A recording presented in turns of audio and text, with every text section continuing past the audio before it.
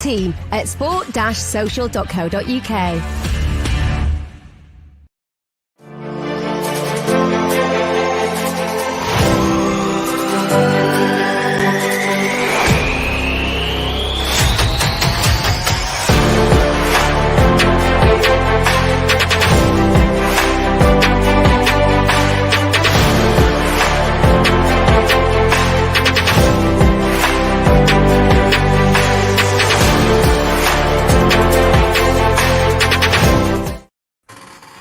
Hello, welcome back to the Masterclass, the Manchester United Tactical Podcast. Today, we will obviously not be talking about the game, Rob. It will not be a tactical masterclass. We will not be talking about Ole Gunnar Solskjaer's tactics or setup because the game is off. And what we saw today, Rob, was we saw a massive Glazers out protest. And I just thought it was absolutely fantastic. I'll be honest with you. It's the first time we've seen the fan base mobilize. We saw them together. We saw them united. It was a great show for the rest of the world as well, Rob. You know, fans on the pitch, and some people disagree with that. But what we saw is we really saw, you know, the fact 16 years of hurt, 16 years of being ignored, 16 years of the Glazers taking money out of the club and not caring about what goes on the pitch. And, you know, it's finally taken us such a long time, but we're here and we got the game postponed. So what are your thoughts on it? And do you think it was a success I'll say a battle, not the war, because I think there's many, many more of these sort of protests to come? Today was very much a success for Manchester United fans. And I think we kind of have to, you know, in this show, we always try and provide some balance, don't we? Because we are a tactical show. We try and keep it calm, not get too high, not get too low. We all know the catchphrases. But today was about something else and was about, as you said, 16 years of hurt. Today has been a long time coming. It's not this week. It's not the European Super League. It's not the continued misinvestments of Manchester United and what's been going on in the football club since Fergie left. It's not all of those things. It's a kind of barometer of where Manchester United stand in 2021 with this ownership and what this ownership have done. We saw some amazing scenes today. Really, the numbers that turned up at Old Trafford were outstanding. We will go into a little bit more depth about the storming of Old Trafford, which was completely peaceful. You know, we did see one or two kind of snippets of damage inside the stadium, but I think we really have to underline that 99.9% of today's protests were peaceful. And all I can say is, how come this didn't happen 10 years ago? Why did this not happen when they took the club over? You know, we used to talk about these things at Old Trafford all the time about how do you mobilize? How do you find a way to get a camera to capture that moment where it shows Manchester United fans their real discourse towards this ownership? And today you finally got that. You finally saw what Manchester United fans feel in and around Old Trafford about these owners who have completely damaged Manchester United as a football team and will continue to damage us if they stay in charge. Yeah, absolutely, Rob. Well said. I think one of the biggest things was the sheer numbers, Rob. The sheer numbers of how many people turned up. We all thought there'd be quite a few. Obviously, there's one last week, and we thought this week would be more. But it was absolutely in droves. You know, obviously, you know, I was gonna go up, but we decided to do the masterclass. Obviously, there's no game to do it on.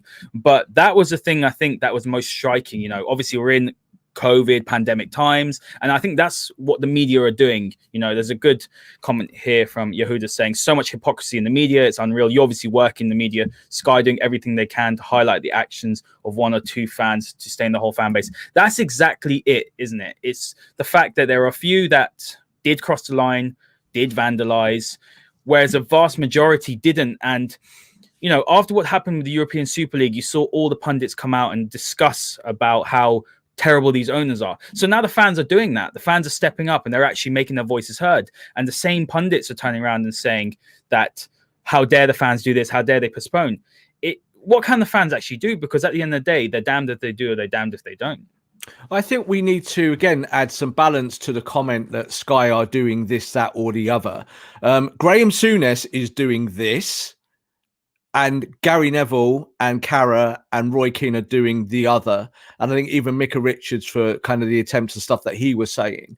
So let's not feel that the media is against this. I do believe that obviously the corporations are, because this is about the big business, the big box approach of money in football. So yes, Sky will be saying one thing as an organization, but it's a big news story, isn't it? It's a huge news story that Manchester United fans have finally got off their backsides and have gone to the stadium and have done something that's a little bit kind of off the script.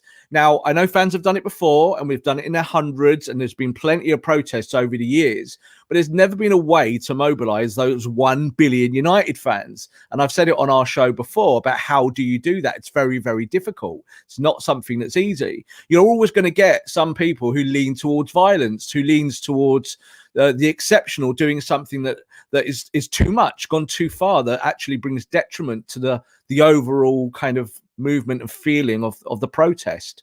That might well have happened. You know, this game has been called off for a reason. We're not 100% sure what that reason was, but I do believe that it was just simply because the stadium was compromised. From what we're hearing, and it is only rumor, that the fans didn't actually break into the stadium. They were let into the stadium. Now, I don't know what that means, but you can make it your mind up yourself. But they got into that stadium without force and without causing a lot of damage. We know that we did see someone throw a TV camera, and of course the stadium was swept all the way through. The police were in there and all of those things.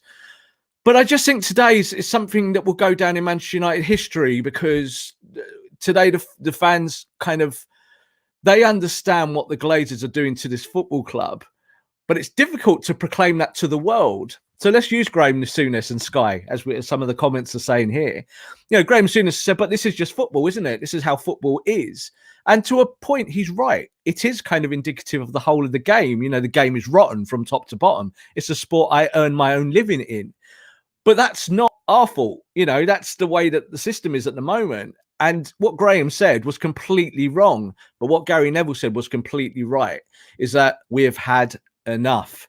And I sit here today, not as a journalist, but I sit here as a Manchester United fan, someone who attends every game, obviously pre-pandemic, who loves this football club. And as I've said before, fourth generation Manchester United fan. And I want to keep going to my team's games. I want to keep loving this football club. But I tell you what, it's really, really difficult when you've got these owners. It's really, really difficult when they rub your nose in it.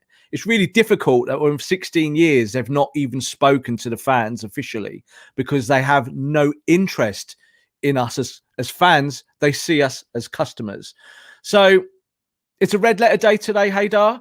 And I think it's one of those things where hopefully, you know, whatever the news that comes off the back of this, that there wasn't anything more serious in terms of the police maybe making an announcement about maybe the team were compromised at the hotel or something along those lines. We don't know that at the moment. That's not fact. So I don't really want to talk about it too much. But what is a fact is this: football fans will get your games cancelled if you rub their noses in it. If you tell football fans that they don't have a say in their game, the game that they love and that they invest in, both their money and their hearts and their souls, then you're in trouble, because even Manchester United and Liverpool is not immune to it. Today, this game was called off because Manchester United fans let their feelings be known to an ownership. And this is being beamed around the world. Every news source in the world is running it as their top story. And now that the game has actually been cancelled, this is now ultimately probably going to be the biggest news story of the whole week. Absolutely, Rob. And what I will say as well is that you saw with the European Super League, you know, something's ignited the fan base. And I think one of the biggest positives is that people are just sick of it now. And then also other fans are seeing what the Glazers are really like. And I do want to talk about, you know, the manner of the protest, because we have touched on that. By and large, I thought it's fantastic. I thought that, you know, visually it looked brilliant, obviously, with all the flares. I thought that the turnout was fantastic. Largely peaceful. I'd say 99% peaceful. But, you know, the question that has been asked around sort of on Twitter, and people are discussing, you know, what's a peaceful protest? Because inevitably, Rob, when you're in a crowd mentality, there's always going to be a small minority that will do something stupid, because that's just human nature, right? Not everyone's going to do it in the right way. But United have peacefully protested for 16 years. I say protested because, you know, we saw in 2005, we saw in 2010. And, you know, Graham Soonest, for example, turned around and said, United are doing this, fans are doing this because they're not winning. That's absolutely rubbish, Rob, because in 2010, we were winning. We got into Champions League final. We won it in 08, Champions League final 09. 2011, the year later, after 2010, we got to Champions League final again. We were winning titles. And ultimately, what's happened now, Rob, is the fan base have had enough. But in terms of the protests, do you think that although there were a few that were, let's say, below the belt, by and large, we've been peaceful. But today, breaking into the stadium or going into the stadium, going onto the pitch, sometimes you have to push the boat out further to be noticed, to be seen. Will this now make the Glazers turn around and notice what's going on? Or do you think it's just one of those things where United have to keep on doing this, keep on having protests, keep on staying together to try and push them out of the club, essentially? Well, let's just close down Graham Soonest just very quickly before we carry on and I answer that point. Graham Soonest is a guy that certainly didn't protest against the Liverpool protests against Gillette and Hicks when they were running their football club really badly. So that's one point, yeah. The second point is that Graham Souness once upon a time in a Turkish football match went and planted a flag in the middle of the football pitch and probably caused all sorts of violence in that football stadium because of that moment. So Graham Souness, we're not really listening to him at all. There's plenty of other, I would say, more informed voices, certainly even on telly today, who have got a better idea of what we're talking about here. Yes, Haider, what you said is your answer to that. We need this now to happen continually and consistently. A one-off moment like this today doesn't really do a lot. Yeah, it will make the stories for a few days, and then in old school terms, it will be fish and chip paper. That's how it is. But like you said earlier on, the 2 weeks that we've had now since European Super League and everything that's gone with it, this has kind of relit the fire for football fans. And it's now about how do Manchester United fans coordinate? How do they carry on this? And the thing is, if things just go back to normal and games are played and fans don't turn up or fans don't protest, or maybe say the size of the voice gets smaller and maybe the passion decreases or whatever, then it's over already. Then today is pointless, isn't it? It's just important now that we see protests continue. Now, there's always the COVID issue, and I think that is a much bigger kind of scientific fact of all of this about safety and how do you protest safely. We can talk about breaking into football stadiums and the merit of that and whether you should be doing those things or whether you should be breaking the law, etc., etc. What we do know is that protest in our society is something that is our right. We have our right to protest, and we have our rights to kind of be able to demonstrate and show our discourse in a certain way. And I would say today that the vast majority of those United fans, I know a lot of people that were there, and I know journalists who are there as well covering the game, have all said that it was pretty much peaceful, that there was nothing over the top, that, yeah, there was maybe one or two drunk people and maybe one or two people threw a can here or there or whatnot. Those things will never be condoned. We will never advocate violence in our name as football fans, as Manchester United fans.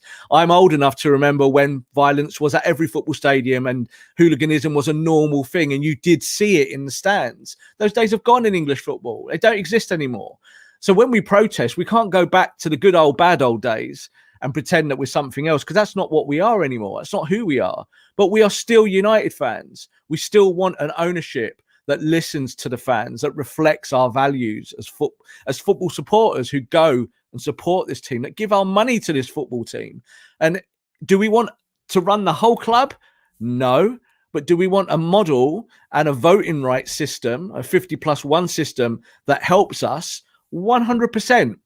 And we need to protect English football. This is, I think, my tip, is that this is not just about Manchester United. This is about the whole of English football, because most billionaire owners don't care about fans. They care about their billions in the bank and making those billions grow. And that doesn't matter whether you're the Glazers or whether you're an Abu Dhabi consortium who are doing it for sports washing. You're still doing it for the same reason. It's still to increase your wealth, still to increase your power and your standing. And it's the same for both of these two clubs in Manchester. But today we've seen it on the United side. Absolutely, Rob. And that's the thing, it's you talk about protests, and there are a lot of protests going on in this country. We're seeing the ones, sort of, people are protesting for the right to protest, sort of you're seeing that in London, I believe it today, or it was the other day. And the right to protest, what is the right way to protest though? Because we can go peacefully, we're not heard. You go on the pitch, you're condemned. You don't go into games. Like you said, we spoke off air, didn't we, last week? Well, I'll let you actually explain it. Talk about your view on what will be effective, going to games when we're allowed back in. I've always been inspired by kind of peaceful protesting. And I think when you go back, and look, we're talking about football here, but it does have a kind of much deeper rooted system of how do you make change happen in a system that doesn't allow change. This is kind of the bigger question, isn't it, about money and power and who's in charge of stuff. Well, you're only going to look at the kind of protest through maybe the civil rights movement all the way up to where we are today with Black Lives Matter, and think about what we've seen in America over the last year, but then how that inspired worldwide protests. And again, largely peaceful. Yes, things got burnt, things were set on fire. None of that can be condoned, because that's always a small, tiny minority of what's actually happening. And yes, the TV cameras might pick it up and that becomes the buzz, doesn't it? Now, this is the same thing with what we've seen today. We'll see that image of the guy grabbing a TV camera and throwing it on the pitch because it makes good copy. That's what happens. It will be the picture of the day for the news, but it certainly will not be the picture of the day on social media. It won't be the picture of the day on Twitter. It won't be the picture of the day in Manchester United fans' minds. What people will think of today is the green and gold smoke outside the stadium and people singing for their football club, Haider. So this is where we got to go. This is what I think. And I said it years and years ago. When the Glazers took over, I remember saying and writing at the time that we need to at least see what these owners are. And there was a lot of fans at the time who criticised me for that. And they left the football club. They went and formed FC United of Manchester, and they formed their own football club because they were protesting against really capitalism, against the system, about billionaire owners from abroad who know nothing about our team. And I said, calm, because that's kind of what I do. Everyone knows this. But it took time. It took us to kind of get to a moment where we realized that there was no more time. And it's been coming a long, long time, Haider. So what would I do? I would love to see orchestrated protests. Again, pandemics aside, not talking about COVID or the safety issues around this. But as I said to you last week, if 50,000 season ticket holders refuse to enter the stadium every game when we're back in football and we're back there, and we go and sit on the floor outside Old Trafford in cold winter nights in our coats and we sing for our football club, that will be the biggest news story in the world every week, every day. And you know what? How long did it take the Glazers to apologise and give up on their £10 billion European Super League? Yeah, it took them all of about 24 hours. Now, I don't think today will trigger that, but it wouldn't actually take that much sustained protest if it was done correctly to get the result you want.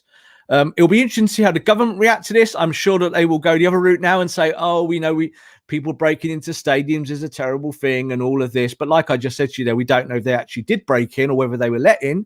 Two very different things. But is there a way here now to kind of move forward, not just for Manchester United, but maybe every club in the Premier League, every English club? Gary Neville said something very, very interesting earlier on, and I want to pick up on it. He said that Manchester United's owners, and obviously the owners of the Big Six, were happy to create a famine in English football and a famine in European football so they could take all the money. And this is what we have to hold on to. That is fact. Yeah, that is a fact. It's not theory. It's a fact. They were willing to kill the game in this country and ultimately kill our love of our football club. Look what we're wearing. You have a green and gold on. I've got an old school United top on. We love this football club. We are here. We want to be here for the whole of our lives, the duration. We want to pass on our love to everyone we meet and to family and the continuation of supporting a football club. But I tell you what, we're all gone if it carries on like this. We are gone. We're not staying. Every one of us, doesn't matter. And if you love Manchester United, that's the reason why you go, because you've had enough. And that's the question here, Rob. from Benjamin asking, would we consider boycotting games and going grassroots? I said this last week. I've said there's two scenarios. If the Saudis came in for personal reasons, people that listen to the podcast will know this. Basically, if I just quickly give a summary, my parents, my granddad used to live in Saudi Arabia. He got forced out. Everything got taken from him when he came to this country. And the other reason would be this, Rob. Seeing something like the European Super League, and that's the thing. Sometimes enough's enough, and we've spoken about this, haven't we? That when does enough become enough? And these owners have just sucked out the enjoyment from football. And we've said this for a while that we have in some ways been complicit, haven't we? Because we also went and bought kits over the years. I mean, I haven't bought a kit for now nearly 2-3 years. We bought kits. We went to games. We almost allowed this to happen, but now it needs to change, doesn't it? This needs to stop. And when we look turning on the telly to watch United is being complicit, right? So it's not even about someone going to the club shop or logging onto the internet to buy a shirt. That's one part of it. But if you support the club, there is an element that says to you, well, you support the ownership. Now we can make that like today, we've seen that there is a difference between being a Manchester United fan and supporting the Glazers. But if you support the Glazers ecosystem of finance, another one of my favorite words, then very, very much so, you are part of it. You are part of that ecosystem. So this is kind of where we're getting to, I think, with the European Super League, is that it's not really a case of whether we have a Super League.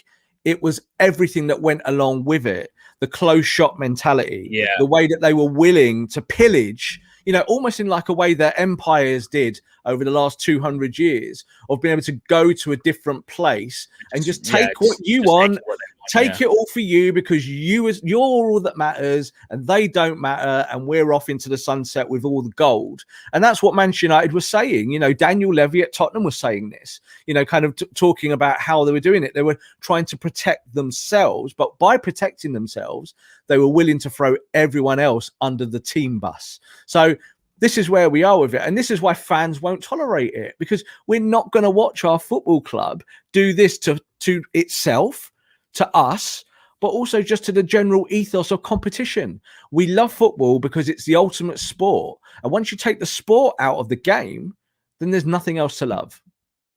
Yeah, that's what I said last week, Rob. We love football for the fact that Leicester won the Premier League, that Greece won the Euros, that Atalanta are punching well above their weight. They're sitting in second, got a fraction of a budget compared to Inter, Juve, and they're playing the best, most attractive football in Serie A. That's why we love football. Alan's got a good comment here, Rob, saying you have to take away their money. Adidas is unhappy. We saw that report come out yesterday about the falling shirt sales and not being consulted about the European Super League. Boycott their commercial partners and force them to put pressure on the Glazers. Let's actually talk about that, about what we can do next, because there is another question here from a circus saying, do you guys think that this kind of protest is sustainable? Even if it doesn't force the Glazers out, would it mean that Glazers spend considerably more this summer? What I do want to touch on about that, I'm not thinking about transfers. I think that's wrong as well. Yeah. And that's when there's a lot of fans who are, I understand, United versus Liverpool, it is the biggest game possibly in Europe, Rob. I would say it is the game, and that's why it's so impressive what the fans have managed to do. But when we have a look at what's important here, Rob, in my opinion, those that are upset the game is over, that doesn't mean anything. This is a dead rubber of a game. The bigger issue is the Glazers. The bigger issue is putting the message out there. The bigger issue is making our voice heard, and that's what happened today.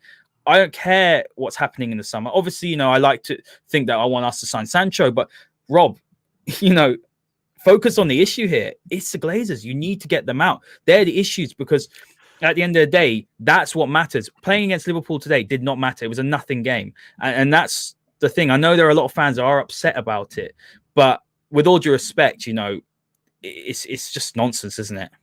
It is. And look, football's part of our lives. You know what I mean? The ebb and flow of life, that kind of scheduling that gets into your veins, at the weekends as a game, and you work around those things. That's part of why we love it. But it really is missing the point if we're talking today about why a football match didn't happen, or are you upset that a game didn't happen, a huge match. And as I said to you before we went live, there'll be a lot of football fans today that will be just kind of turning on their screens, their TVs to watch the game and finding out that the game is off. Literally, as we're talking now, there'll be a whole demographic of people that don't know this is happening around the world. But of course, it's spreading very quickly through social media. But the other side of it is this. So how does this continue? What do we do from here? How do you impact the Glazers, etc., etc., etc.? Well, individually, we can all do a little bit. You can stop buying the kits. You can stop investing. You can stop giving the club your money. You can stop liking their tweets. Can you think about these little things? We take it for granted, but if you like a load of Man United tweets, this is part of their strategy to make money. Why? Because they use those stats to go to big business and say, we put this little tweet out and look, it got 1 million likes. Stop liking it. Don't like it. Leave it. You don't have to do it. So there's lots of kind of very small things that have impact on a much larger scale. Now, you were talking about Adidas there and kind of, you know, is it sustainable also to be able to carry on these protests? We'll put it this way, twofold. Adidas are obviously Manchester United's major backer. We know this, and they're not happy with how things are. And they do not want to kind of initiate the same kind of kit deal that they gave us when they kind of gave us a very, very generous deal. They don't want to do that. Why? Not really about winning, but just more about sales and money and COVID and all the stuff that goes with it. Will fans turn up like they did today at every game? Maybe, maybe not. Again, Gary Neville said it, you know, they didn't turn up at the Roma game. But it's a bit different on a kind of evening when it's freezing cold and everyone's at work. Will United fans turn up at every weekend match at Old Trafford? Now, we're at the end of the season. I think, yes, I think they will. We get the biggest away following pretty much out of any football club. Don't kid yourself that the only fans that support Manchester United live in China. It's not real. It's not true. Manchester United in Manchester and in the UK have got the biggest fan base and the biggest travelling fan base and the most loyal fan base. Doesn't matter what you think. I know lots of. No, I get told all the time. I get told all the time that United fans are glory hunters, and do you know what? A lot are. They are. They have been over the years. But there's a core fan base which is enormous and huge, and they will do what it takes for their football club. If they think turning up will help get the Glazers out or change the ownership model, they are going to turn up. And this is kind of the tipping point. This is kind of where we've been for a long time. What really triggers it? And do you know what? If there wasn't a pandemic, today we'd have had 76,000 at Old Trafford for the game. I would have been there in my seat watching United Liverpool, and there'd have been no protests, or there would have been a small protest and it would have just got lost in the crowds. But because there is a pandemic going on, this is now news, you know, thousands outside Old Trafford. And yes, going into the stadium itself is a big news event on its own.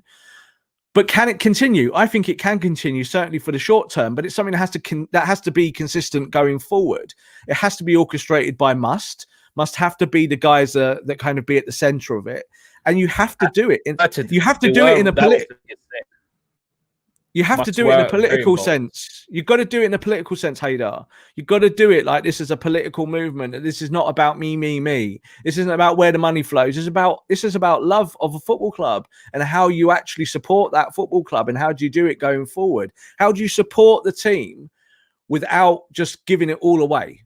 Because that's where we are at the moment. We're at a place where we know that the Glazers will come back with their European Super League. They definitely will. Next time, they'll just go, well, do you know what? We're not bothered about match-going fans. We're not bothered about people in Manchester. We'll just sell our product to all the guys around the world, and we will turn United just into a global fan base. And yeah, we always talk about legacy fans and global fans, and I really don't like that. I just think it's ridiculous. If you love Manchester United, you can love them from anywhere around the world, but it's about how you feel about the health of Manchester United. And at the moment, there is a cancer at the football club, and I don't use that word lightly. You know, there is a cancer in the team, and that cancer is the ownership, and it needs to be cut out. Yeah, absolutely well said, Rob. I think the general consensus in the comments is of agreement, you know, and it's great that, Rob, that's what we love about the fan base. That it is so diverse, that the club is supported from every corners of the globe. But what I do want to say, Rob, as well, is that let's talk about the players, because obviously a lot of people, Sky said it as well, you know, they didn't feel it was right. The decision was made that they didn't feel it was right to bring the players into this situation to play. That's what has come out. But in terms of the players, you know, what would this have done for them, or what would they have been thinking? Because they're not stupid. They know what's going on in this club, and a lot of players, Paul Pogba was one of them who wants to see United win, has wanted to see better players come in. Bruno Fernandes is another player like that. I'm sure Marcus Rashford is a player like that. They want to see the club competing. Man United haven't won a title since 2013. Let that sink in. They haven't got to a Champions League semi-final for 10 years. That is not good enough for a club the size of Man United. We're talking about Man United up there with the Real Madrid, the Barcas, and all that. This is not about any of that. This is not about where we are. This is not about winning stuff. It's like we've got to be careful, because the Graham Soonest's of the world are inserting that earlier on, saying, but if you're successful, you're quiet. Now, I stood there. I think one of my friends, Ben, is watching this here. I stood with him in Moscow for the game where I saw us win the Champions League final, and we were there in the rain, and it was horrible and all of this. But I can remember those conversations from that day. And the main conversation was that where was the football club going under the Glazers? And we knew it was going to get worse. And we said it on that day. We went, here we are winning the Champions League, and this will probably be the last time we see that for a really, really long time. I was at that game before, when obviously Fergie came and went, and we got knocked out of the Champions League after he left, and we were with David Moyes. And I can remember listening to the Champions League music and going, this is probably the last time in the stadium that I will hear this music to my team. It means something. There's a connection there, Haider, but we've got to be careful that this is not where I'm coming from.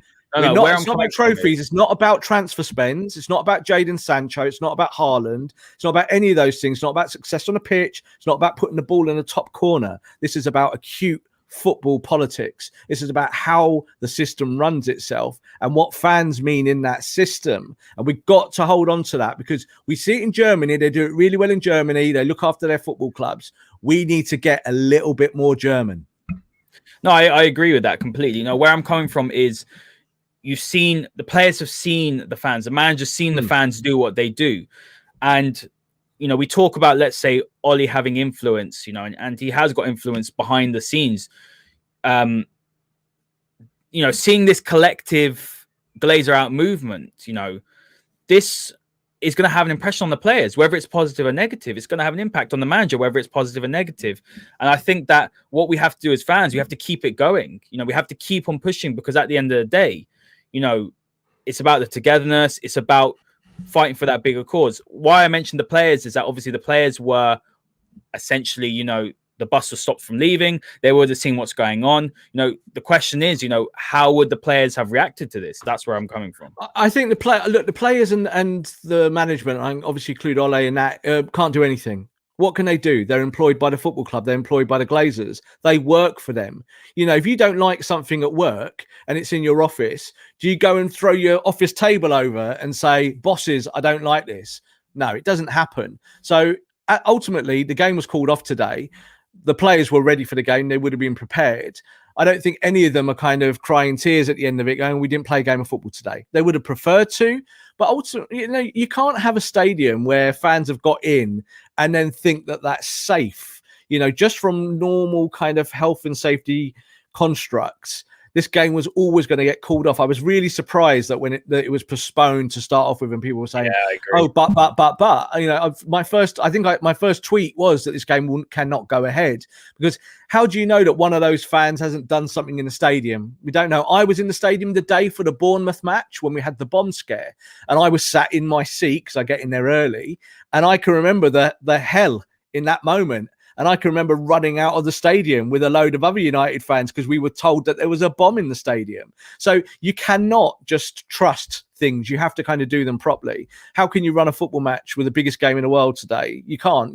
Manchester United Liverpool is the biggest game in the world today. There's no doubt about it. And there'll be lots of even casual football fans inquiring what's going on today. The good thing is that message has been translated, Haider, both to the players, to Ole. They all know the sentiment around the football club. They can't do anything. But look at Marcus Rashford. He's a Manchester United fan. He gets it. He knows. There's other Man United fans in this squad. They know. They get it. Born around Manchester, families around Manchester. They get these things. They know why it's happening. And that's why we can't really subscribe to the other side of it about the few idiots that are there who are gonna throw a few things and maybe engage the police. The police are there. The police can deal with them. And if they're going to get a criminal record for it, that's on them. That's up to them. That's not why you have these protests. And these protests now must continue in one form or the other. And I think taking kind of inspiration from things like Black Lives Matter. It shows that if you're consistent in your protesting, it doesn't have to be the most spectacular thing, but if you're consistent, people will listen. And the system can't continue if football matches can't continue. And today, the biggest club game in the world could not happen because of football fans saying that they will not have their sport taken away from them.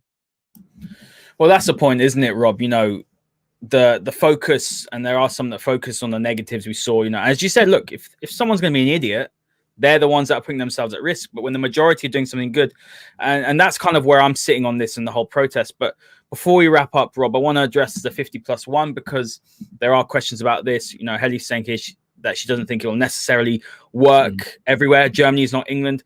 That's a really great point because we're a capitalist nation, obviously, and the idea of taking an asset which is worth that much, you know, 4 billion, let's say, and essentially forcing someone to sell it or taking them off them, that goes against everything that, you know, that this country stands for economically.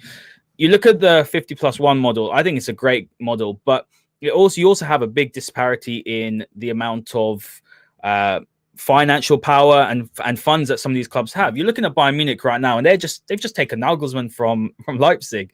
They just completely pillage their league, and they buy all the best talent, and it's almost it is a one-man league. And you think about what Klopp did in 2011, 2012 for the double with Dortmund, and it makes it even more impressive. But you know, ultimately, when you have a 50+1 model, it means that obviously the fans own 51%. So Bayern is owned by a company which is owned by the fans 51%. And then there's 3 other big companies, Adidas, I believe, Allianz, and there's one more, Audi, that own the rest of the 49% between them. But how would that work here, Rob? How can you turn around, unless the government obviously implement legislation, but how can you turn around and take 51% or make the Glazers sell 51%, give it to the fans? How is that possible? Because at the end of the day, it's almost as if Manchester United is too big to sell. And for me, I don't think it is actually a viable option. I really don't. I love the sentiment of it. I love the idea. The money's too crazy in football, I think, especially in the Premier League, to do that. I think where United will have success is actually getting the Glazers to sell. Now, I know that's even more difficult in some respects, but that's the only way. And unfortunately, then you're opening yourself up to possibly people worse than the Glazers. You know, you don't know who's going to come in, who's got human right abuse allegations against them or whatever. So, you know, talk to the listeners a bit about sort of 50+1, your thoughts on that possible model, and how can United actually get the Glazers? Yeah, there's a lot to unpack there because you've got to kind of take it stage by stage. Now, you said we're a kind of capitalist nation. I think you could look at it another way and say we are a greedy nation. So greed is good, the Gordon Gekko world of Wall Street, and we kind of subscribe to that in the UK, don't we? That's how it is. We're kind of quite happy that wealth flows to the top as long as we're at the top somewhere and that wealth comes to us. So the Glazers are part of that, and that's what football is. Football's been marketing itself in that way for a long time. How can you do it? How does it work? Well, no owner, you're right, is going to give up 51% of their football club. They're not going to do it. Not for something that's worth billions and billions. The only way to do it is to convince government that there is a way for fans to have a bigger say in the running of all football. We're not just talking about Manchester United, but all football in general in this country, that benefits the sport, both in the terms of maybe saying profitability, but also in a way of maybe keeping the harmony. So you keep fans engaged. Because like I just said there, you know, if Manchester United fans turn their back, say every 1 billion of them turn their back tomorrow on Manchester United, there is no club, there is no asset, there is no investment. So there's that side of it. So the government have to kind of make this choice about how does it restructure one of its major industries, because that's what they would have to do.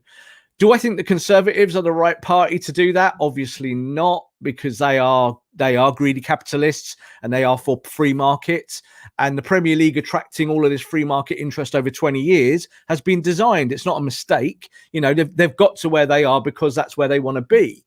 But I do think with the kind of the goings on in the last 2 weeks with the Super League and with the way that those 6 owners from outside of the UK primarily said that we're going to take your football clubs.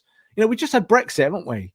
Where people voted for this kind of separation between the UK and the rest of the world because they wanted to be more British or whatever reasons they've got. And here we are now saying, well, we'll just take your football clubs out of them and put them in Europe and like put them in a European Super League. I don't think the British populace is really into that. That's not going to happen. So this kind of Brexit government that we have are going to look at things like that and say, do we make some populist policy now for football? So I agree with obviously the comments there, what's saying, it's not easy. It's not something that you can do overnight. It would be a process. But we're having this fan-led review that kind of goes live tomorrow. And that's really important. It's about the state and the health of English football. And it starts there. It starts on Monday about how do we find the right way. What's important is that fans are consulted on how football clubs are run. And it's not even good enough, Haider, just to have, say, a rich owner who is a fan. That's not the right way either, because you're always going to get compromised. So I tell you what, there's plenty of billionaires around the world that support Man United. Plenty, lots of them who'd love it and would love to stamp that, to get this football badge on their chest and put it on their merchandise and their product and say, I own this. You know, your next kind of Elon Musk, someone who comes along and says, look at me, I'm going to change the world. And Manchester United are part of that.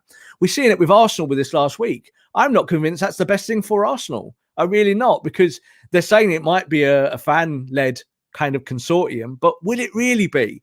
So what you need is legality. You need some political slant to make sure the clubs are protected. You're right. In Germany, Bayern dominate and Bayern have all the financial might. And when they want someone, what do? They go knock on the door and say, come on.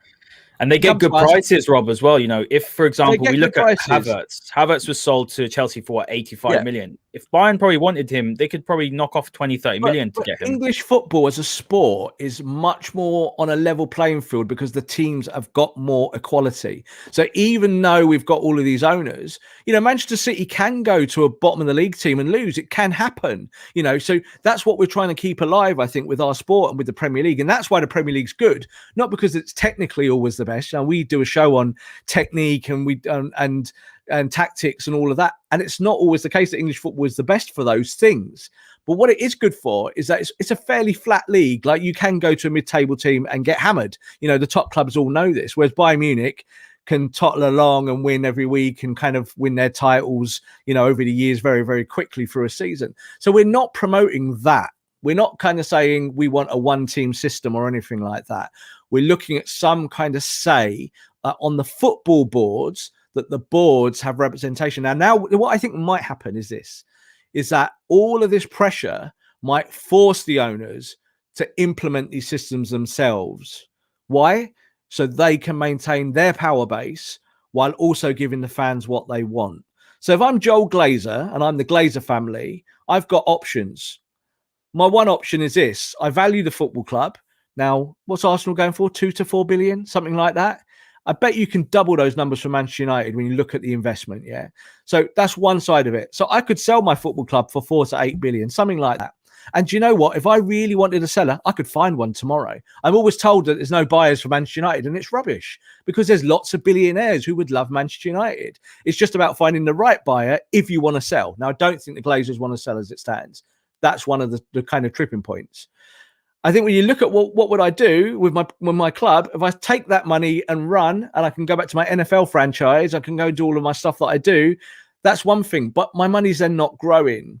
So what else can I find? Well, what I could do is sell this to the fans and say, come to me, come to the football club, and we will make you a stakeholder. We will allow you to buy into a profit scheme. You can buy into the team, spend £1,000 for your 0.000000001 share, and I can give you some little bit of power. And it means that on the board, we will then have to listen to you. But, and this is the most important bit, as the Glazers, as a family, we still take virtually all the profits. Like you just said there about Adidas and the involvement with Bayern Munich and how it all works. That's how the structure works. Germany is a capitalist country. Let's remember this. Yeah, so we're also a capitalist country. It's just that we're very different in maybe mindset. That's what I think is more likely to happen, but it's going to be a drawn-out process, Haider. We're not ever going to get any owner giving up that amount of stakeholding, but there's every chance that they could reform themselves to say, do you know what? we got some things wrong, and we understand that to continue making the money that we make, we're going to do this for you now. And we're now going to sit down at a table and talk to you when for 16 years they've not talked to anyone. They've not ever spoken to us. Just to address one last thing. Just to address one last thing that you said, and this is really, really important, is that Manchester United could get sold to someone that makes me, as a football fan, walk away from Manchester United. And that is a problem. The Glazers are bad owners, but you know what? They're not the worst owners in the world. They really, really are not. You know, they're bad capitalists. We know their background. We know what they want to do. But I'm telling you this, I do not want us to become part of a sports washing project that some other football clubs have become. Those fans might be happy with it. Why? Because they've got trophies for it. They've got big names for it, big footballers, big transfer fees, whatever. This is not about that. I would happily see my football club relegated to the bottom of the whole pyramid if it meant we could start again with the correct way of being and we didn't win anything. Because it's about how you respect your team and what you mean. When you sing there, when you're at Old Trafford singing, you don't sing just because it's trophies are coming. You sing because you're passionate about the club. You love your club. Yeah. And it doesn't matter. And I go, I go with my job to multiple games and I see, and it's the same everywhere. You love that club for the right reasons. And that's why you sing. That's why you turn up. That's why you buy the kit. And it's the same for United fans. I don't believe that there's fans in Old Trafford. You know, I'm an old man now. I've sat next to other old men and women, and we all say the same things. You know, we're there because of the love of the team, because of how we feel about the team. We're not there because we expect a trophy at the end of it, and we get the trophy and then we go, oh, happy days, we're there. That's the other goal of it. That's the sport. But where's the sport if you take your team out and go into a closed league? So I think that is kind of the 3 or 4 scenarios that are most likely. There is also maybe a Red Knights option. I wouldn't be surprised if we see that rebubble up again, where you'll find it'll be a consortium of United fans or people who say that they're do-gooders for United and they will help. Ex-players as well might get involved. Yeah, but why would they get involved? Like, you think about it, like why would ex-players get involved? I've heard this about Arsenal and the 3 or 4 names. That's all just lip service. It's about the owner of Spotify being a billionaire. That's what it's about. It ain't about Thierry Henry. What's Thierry Henry going to do? He's not going to do anything for Arsenal. It's rubbish. It's absolute rubbish. It's like saying to Roy Keane, you know what United about, come and run us. It doesn't work like that. He's not going to get a place on the board. Rob, I just want to bring up a quick sort of comment here from Best in Canton, saying, talking to the fans, it's about Joel Glazer and Avram Glazer, all of them. I'm afraid it's too late. That sometimes there's no building bridges. But here's a good point here as well. Let's talk about it quickly before we wrap up. You know, we had the fans meeting with Woodward, and this is a great point here. Joel Glazer had the opportunity Friday, but still sent sacrificial lamb Woodward out there instead. The person who is leaving, the person who, you know, by all accounts, apparently oppose the European Super League. Look, Woodward has blood on his hands, but that's the point, isn't it? You know, even after the whole European Super League issue, even after this apology that came out from the Glazers, where they're trying to rebuild trust when there was never any there in the first place, the reality is, Rob, they don't care. And that's sort of the question we'll end with is, you know, will they take notice? Will they take stock of what's happened? Or is it just a case of they'll see it and be like, again, we don't care? Because that's a problem, isn't it? That's how they operate. At the end of the day, if the money's coming in, Man United are making money, they don't really care that much about the other stuff. What they care about is their money. They care about their investment. They care about how their investment grows and why they're in it. What's the reason for them to be in it? I'll tell you this. The Glazers are watching today. Yeah, this has been beamed all around the world. And for the first time in 16 years, they might still have that thick skin that they've always had. And like you said there, the question that was posed was there about putting Woodward forward. Unfortunately, Ed Woodward's still going to have to be the guy that talks to fan forums and puts his head on the chopping block. He gets paid for it. He's still at the football club at the moment. But he was the one that said he wanted to remain in the Premier League and in the Champions League. So we know that as kind of confirmed information at the moment. But the Glazers are going to still not really want to talk to any of us, whether it be journalists or football fans or whoever. Because when you talk, you have to make promises, Haider. And when you make promises, it becomes a problem, doesn't it, in business terms? So the Glazers are aware of this, that if they stay quiet, that they can kind of get away with as much as possible. They can just get on with it and go and pay Tom Brady a lot of money and, look at the NFL franchise and look at their other businesses and all of those things. There's more nuance around it than that, but that's kind of where they lie. That's where their headspace is.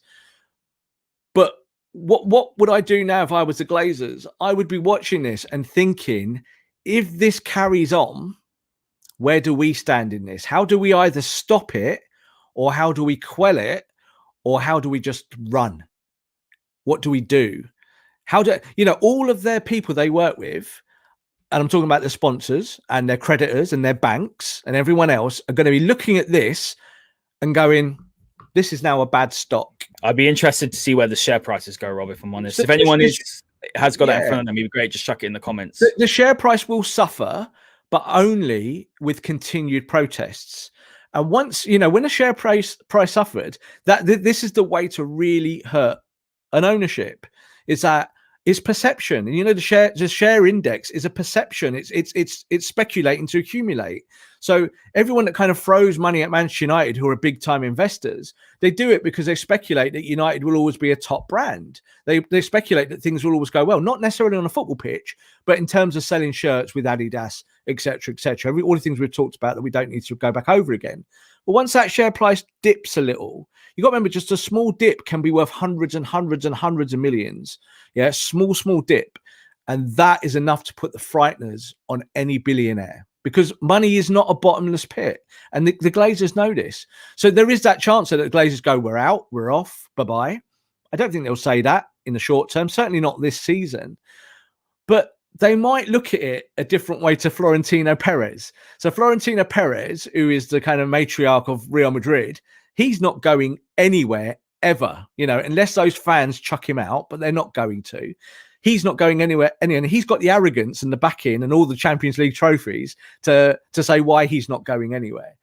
The Glazers do not have the same acumen. They do not have the same support. They don't have support on the ground with fans. There's not even a small section of fans going, oh, but the Glazers are all right. The ones that are saying that on Twitter are idiots. Yeah, they're idiots. They're the ones that are not connected to the football club. So they might give their blessing to the ownership. And I had a few people tweet me say, oh, what you're suggesting is not capitalism, you're suggesting communism. That's what it is. You want a communist football club. They're apologists, Rob. That's the problem. And they're also the same people, Rob, that turn around and say... I'm not even going to call them apologists. They're just idiots. You don't even have to listen. Yeah. They're not apologizing for anything. They just want to shout on Twitter like a lot of people do. It's how it is. It is what it is. So you leave it at that. But it's the Glazers do not have that backing on the ground in the way that they would need to secure their own position and to secure the football club. They don't have that backing in the press. The press don't love them. They've just gone and tried to ruin the whole of English football. So they don't even have that backing in the Premier League. There's 19 other clubs, or you could say at least 16, who would really quite like to see the Glazers go now. They don't even want to sit with them at a table, Haider.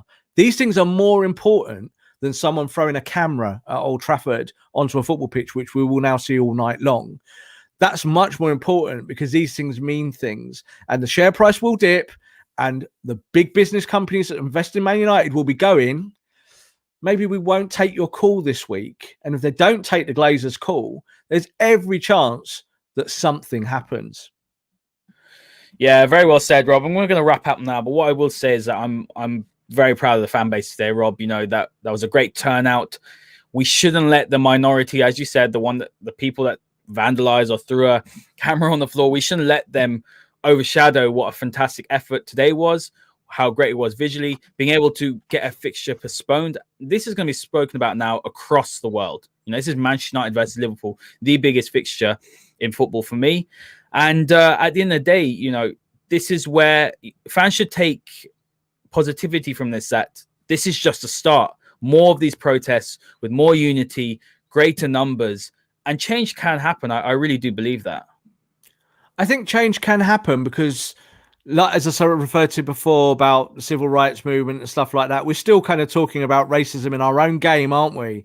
So you can't cure everything with one action. You never can. But if you can show that enough people feel the same way, and this is what I've always said about the billion Man United fans, if you've got protests all around the world, Haider, genuine protests of United fans, the Chinese United fans, the Indian United fans, the United fans in Africa, the United fans in America, American football fans that love Man United that don't like the Glazers, you suddenly have something very, very different on your hands. I will never advocate anything that looks violent. I will never advocate anything that looks in that way over the top, where they're kind of maybe suffocating the message that we're all trying to put out there.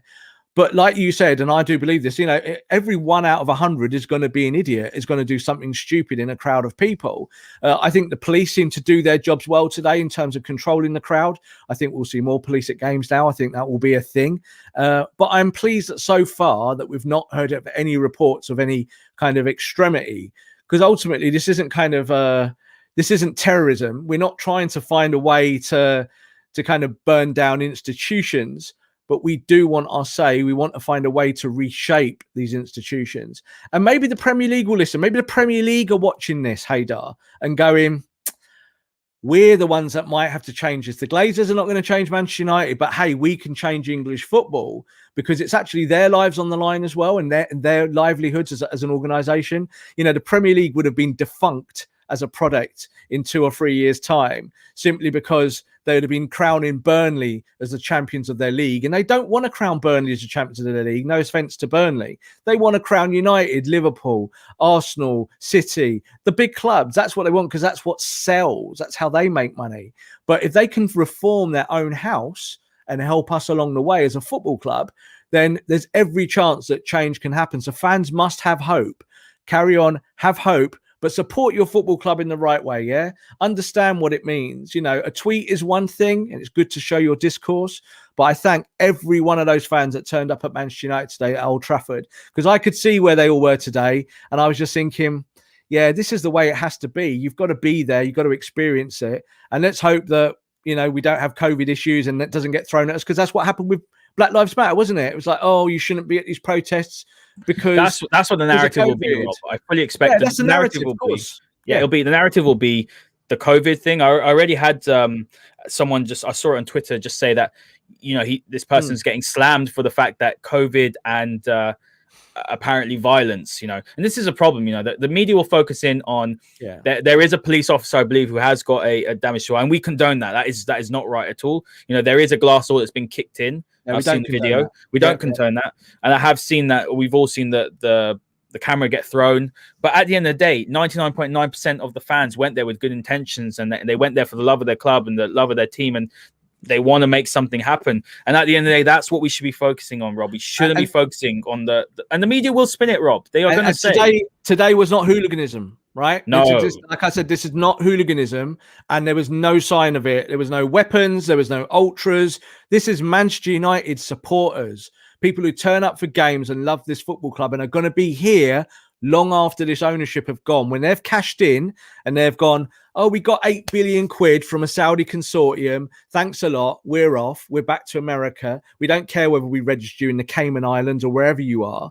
It's going to be those fans that remain. So it's important that we have our say. And it's important that it's said every week now, Haider. It's got to keep, it can't be just one thing. It can't be the day that United versus Liverpool got cancelled and we go, in 20 years in the future, oh, do you remember that day? But we're still run by the Glazers. There has to be change. But I think the system has to change. It has to come from the Premier League. It has to come from government. And if you get those two things on your side, then there's every chance the fans can win this. Absolutely. And before we wrap up, I will say, guys, keep on going. Keep on with, the hashtag Glazers out or hashtag get the Glazers out. Keep on going with it. Don't let them off the hook. We are starting to see the fan base unite against the common enemy, and you don't know what's going to happen in the future. So Rob, thank you very much, guys. Make sure you check out our website, www.thefootballmasterclass.com. Rob will be writing his articles on there. You can find all the podcasts. It'd be really great if you guys could check that out. Have a lovely rest of the long weekend, and we will see you next time. This podcast is part of the Sports Social Podcast Network.